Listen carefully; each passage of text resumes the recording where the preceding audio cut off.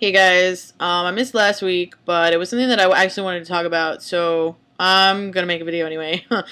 And last week's topic was transitioning in school, and I've done my transition like primarily at my school. Um, I didn't really, I don't know, I didn't really come out outside of school first because all of my friends were on the internet and they already knew, so it wasn't like new and different. My mom was a little bit different, but anyway, at school, I came out to one person, and I was kind of like having a crisis about it because I was still like, well, I don't want hormones, and no one's gonna take me seriously, and I'll never look like a guy, and it was a big deal. And so I came out to somebody, and she listened, and that was just like another student, an older lady.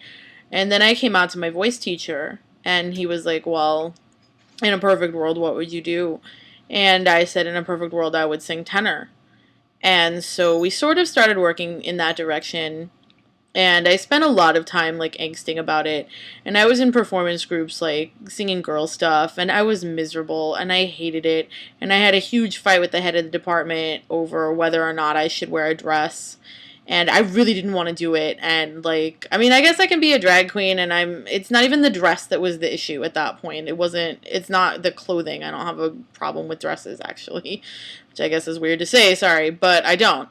And so I was like, well, I don't want to do this. And I spent half an hour crying to her about my situation and about how I can't keep lying and I can't live like this and all of this stuff. So I finally did that, and then over the past year, I've been only singing guys stuff. Like I went through a second semester where I ended up dropping a performance class because she didn't want to let me sing men's stuff. She was like, "Well, I don't think you're ready for that," and I was like, "Yeah, I am," and I've been ready all my life actually.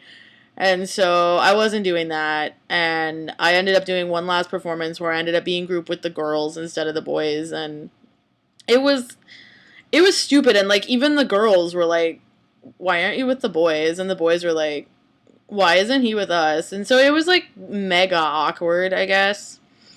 And I've mentioned before that like I'm not very closeted at all. I mean, part of that is my body shape makes it basically entirely impossible. Like I don't think that my voice is incredibly feminine. um I don't know, your mileage may vary, tell me what you think. But beyond that, like my body really is. And even binders and wearing baggy clothes, like these aren't things that are fixable that easily. I have to, eventually the hormones will change the way I look enough, hopefully, that, it'll be different. But right now it is what it is. And I'm pretty upfront with people. Like if I have a class with a teacher I've never met, I'll go up to them after class and be like, look, I'm a dude and I don't want to be called she. I don't want to be misgendered. And if they have a problem with that, I'll walk out of their class. I mean, I guess like I don't really have legal rights, and I know that. And they could discriminate against me, and they could kick me out of their classes and whatever.